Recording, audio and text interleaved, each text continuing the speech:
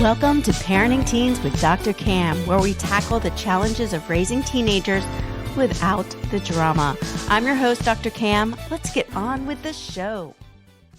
Hey parents, ever feel completely drained, like there's nothing left in the tank for you or your kids, but the idea of me time triggers guilt? You're not alone.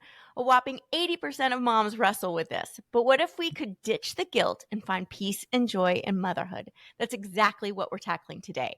I'm joined by Ali Flynn, the mastermind behind Hang in There Mama. Ali understands the unique challenges of raising teens. We're going to get into real, actionable tips to help you ditch the guilt and carve out moments to recharge, even with your crazy schedule. Because guess what? A happy, healthy you means a happier, healthier family. Ali, welcome to the show. Thank you so much. It's such an honor to be on with you. I love it. So first I want to hear, what inspired you to launch Hang in There Mama? Honestly, it really came down to I wanted to share with people all of the encouragement and inspiration that I really wanted to hear myself, that I wasn't hearing all the time. Yeah. I felt really alone at times in my motherhood journey. I felt really lost. I felt not good enough. I didn't sometimes know what I was doing, but I felt like we're in this perfection mode of being a mom. And how do I actually offer that honesty up to people? Yeah. And I just wanted moms to know that you are not the only one. You are not alone in this. We are all sort of struggling along this journey at times. And, you don't have to feel lost within it. Yeah.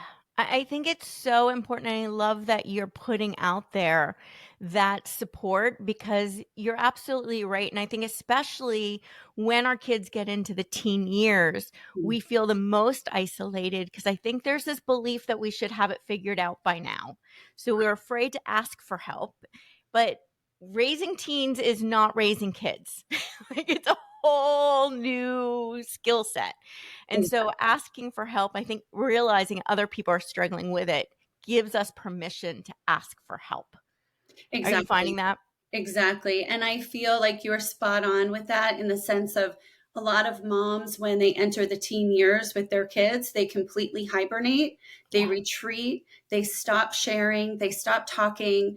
Oftentimes, it's that tween years of entering the middle school time where you're not at the elementary school anymore. You're not at the bus stop. You're not at the birthday parties. So you lose some of the engagement unless you have sort of created sort of a basis of friends and a network that you can rely on. But then if you don't have that, you sort of feel alone, but you also don't feel comfortable sharing everything and being honest. And then you have sort of part two, which is, as our teens grow up, you want to give them their privacy, right? When they're little and they're not reaching milestones, you can sort of share that information. But now you have teenagers, and what are parents going to maybe share with their teen? And then it gets throughout the school. And so it just becomes this vicious cycle at times. So sort of knowing that other people are going through it and really believing that allows you to be more transparent and get the support you need. Yeah, absolutely. And that is, it's a fine line, because you do want whatever your teen tells you and whatever's going with your teen to be confidential between you and your teen. But how do you get help that way? So how do you find a safe network of people that you can trust with that information, that can give you that insight back, that's not going to feel like you're betraying your teenager like it is. It's this whole complicated thing. And what's interesting when you're describing what moms do, particularly, and we're particularly talking about moms, because I think we burden a lot of the guilt, which I'm still confused why we get more guilt, but I think that's just women in general like to take on guilt. But it's interesting, the way you were describing what moms do is exactly how we describe what our teens are doing, where we're like hibernating and we're hiding, and it's that same sense of just protection. Right. So Exactly. now we're going and saying, hey, you're not alone. That doesn't relieve our guilt, and it doesn't make our lives less crazy so that we can take care of ourselves. So let's talk about first the guilt. Where does this guilt come from? I truly believe it comes from everything that we are being fed through society. We as moms are being fed that we have to be perfect. We Yeah. have to have everything aligned. We have to know at all moments, every single day, 365 days a year, what we are doing, and know with complete trust that we are doing the right thing. Yeah. And it's just unrealistic. It's an unrealistic expectation on women, on mothers. It's an unrealistic expectation for our children to think that we're perfect. So I think it becomes this trap of we are fed this through what we read, what we see on TV, what we see in movies. So how do you get out of it? Right. Yeah. And then you go down that path and that rabbit hole of comparing yourself to other moms, comparing yourself to what you see on social media as you're scrolling. And it's such an unhealthy concept that we have to get out of. And I think the only way to get out of it is by really being open and honest with each other as moms, Yeah. and letting go of some of that protective barrier and saying, like, this is what I'm going through, or am I the only one? And see sort of what happens, and sort of create that village for yourself of moms who are willing to be transparent. Yeah. I think a lot of parents think that what they're going through is completely unique. And yet I'm sure you hear this too, but in what I do, I hear the same concerns and complaints and worries over and over and over again. And so because they are common struggles that we have at this stage, because of the stage and because of just what you said is this view of what that's supposed to look like. And I think I always talk about we're concerned about the impact of comparison and social media on our kids, and I keep seeing that I think it has more negative impact on us as parents, Mhm. on our expectations down to our kids. Because I Absolutely. have parents all the time tell me, "Well, everyone else has it figured." No, they don't. They do not have it figured out. Right. But then we put down those expectations and expect our kids to be a certain way, which then changes how we parent because we don't have the ability to be as compassionate because Mhm. we're more fearful. Do you Right. see that as well? And I say we're comparing ourselves in so many ways, just like Yeah. our teens are doing, right? So moms are comparing what we look like Yeah. to how we're behaving, to what vacations are we going on, how Yeah. are we incorporating fun into our kids' worlds, right? But we're forgetting that this is just a presence. This is not reality. This is what people put out there, isn't truth all the Right. time, right? So why are we sucking down that trap that we don't want our kids to go down, Right. right? So it's sort of like we need to get ourselves together and recognize this so we can model it for our own kids. Yeah.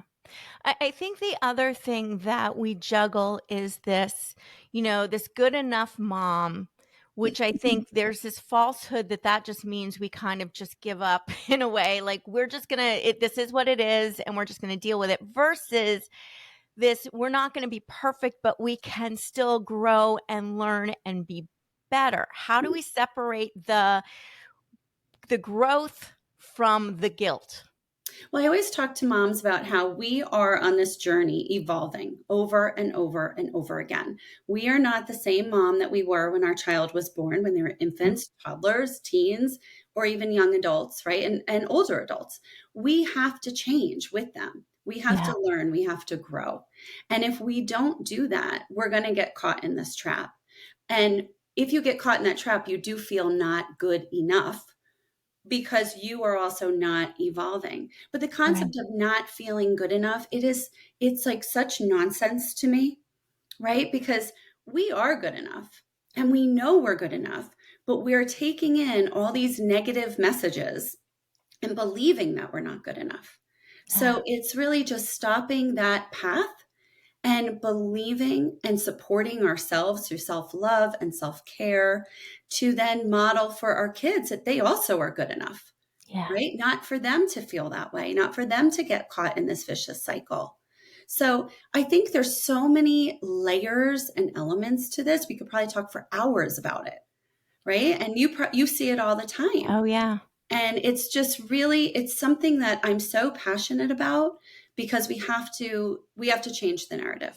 Yeah. I think it's the difference between being good enough and not being good enough and not knowing enough. We are good enough, but there's always more we can know. I mean, you Right. and I do this day in and day out, and I'm still reading books every day. I'm still taking classes. I'm interviewing experts like you. Right. I still don't know everything. So Right. there's no way for us. That doesn't mean I'm not good enough. It just means I've got lots more I can learn.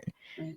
And I There's think nothing wrong with also that. you get we're always evolving, we're learning, right? We're growing along with our kids, but we also have to recognize that we have to we have to expand, right? We have Mhm. to allow ourselves to recognize that we are good enough and we are good enough for our family, Yeah. right? So that's sort of also where my mindset shifted. I did this change and said to myself, rather than thinking I'm not good enough for the whole world, it doesn't matter about the whole world. This is my family of six. And I'm going to do for my family of six what I know they need from me. And I'm Yeah. not going to worry about the neighbor next door. I'm going to care for my neighbor next door Mhm. and I will worry about them, but I'm not going to invest my time in over analyzing what they are doing in comparison to what I'm doing because I'm the Right. only one who knows what my particular kids need and Exactly. focus on that, right? Do what is right for your family and ignore the chatter of what everyone else is doing. Yeah. I think a lot of that chatter is chatter we make up too. Yes. The fear of what we think they may be thinking, and then we get stuck in that, and that kinda gets us down that trap. And I think the other thing to just consider is when we admit and take accountability that there's more we can learn, does not say that what we have done in the past has been failure. Right. We've done the best we could with everything we know, and that's okay. Right. But we can always know more if we want to change the dynamic. Right. That's all there is to it. That's not saying we failed. It's just saying we still have room to go. So Right. now we're gonna slowly but surely, because this is a difficult thing for us to do, is let go of guilt because we were born and raised to embrace it. Let's be Mhm. real. And we are passing that guilt burden onto our kids in many ways as well. But how do we now model taking care of ourselves? Because I think this is the other thing where we tend to sacrifice our own well-being for the well-being of our kids. And Allie, tell us why that does not work long term. Yeah, this is something that it took me a long time to realize. And it took me a long time to recognize that I personally was doing this, right? Yeah. I had this thought that being a good mom and being a good enough mom meant that I was completely 100% selfless. Yeah. I was selfless, but that selflessness caught up to me. Hmm. Right? So here I was, a younger mom, giving, giving, giving, overly giving, but it turned into sort of self sabotage. Yeah. And then as I'm giving, I'm becoming more hostile. Hmm. I'm retreating. I'm getting upset about the littlest things. I don't feel enough, but I also don't feel fulfilled. Right. It's sort of this dynamic where I love being a mother, but I'm not feeling fulfilled at the same time. And why is that happening? It's this dichotomy that I have to think about. And I think I'm a very reflective person. So I could sit back and say, wait a second, this is not what being a mom is about. Being a Yeah. mom does not mean completely getting lost in just my family and not focusing on myself at all. And being a mom doesn't mean being completely selfless because what am I modeling to my kids? I have to model to my kids that I have to take care of myself. I have to love myself because if I don't model that for them, who is going to? And Yeah. I want my kids to love themselves, have self care, be functioning adult men and women who also love themselves. So I got really lost for a long time Mm. and I felt just trapped at times. And it took a while for me to figure out what to do. It was slow baby steps for me that I had to incorporate self care back into my daily and weekly routine that I let go of for so long. It's hard to shift that mindset. I think that mindset's so ingrained in us. Yeah. And then how do you balance this need for Yes, we do have a responsibility to take care of our kids and take care of our family, and that is an enormously hefty job. Mhm. So, how do you balance that with still saying, but I still need to take care of myself without going, well, now I'm going to be selfish and take care of, put me first, which means now I put them second. Like Right. we kind of feel like it's one or the other. How do Right. we And this find is that middle ground? Yeah, and that's where the mom guilt comes in, and that's Mhm. where the I'm not enough comes in, because when we're selfless, we feel like, what are we also receiving? And we feel lost. But when we're doing something for ourselves, as moms, we often feel selfish. Yeah. But self care and self love is not selfish.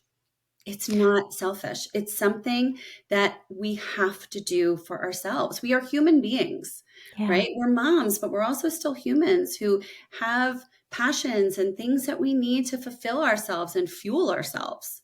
So it's really finding that balance, which again is hard as a mom, and especially hard if you are a working mom, Mhm. especially hard if you don't have a lot of family nearby, if you are divorced, if you are single, what you give the list, right? It goes on and Mhm. on. It is hard to find that balance. But I try to just share with moms, this isn't about taking a spa weekend retreat. This isn't about spending a lot of money. It is truly about sometimes just finding even 3 minutes of quiet time. Mhm. And that's it. 3 minutes of quiet time just to settle your brain, maybe hop in the shower, go outside on your front yard, take a few deep breaths. It can be simple, Yeah. right? That time just to regroup and pause, life changing. Yeah. I think it's interesting too because we do get very worried about how much time our kids are spending on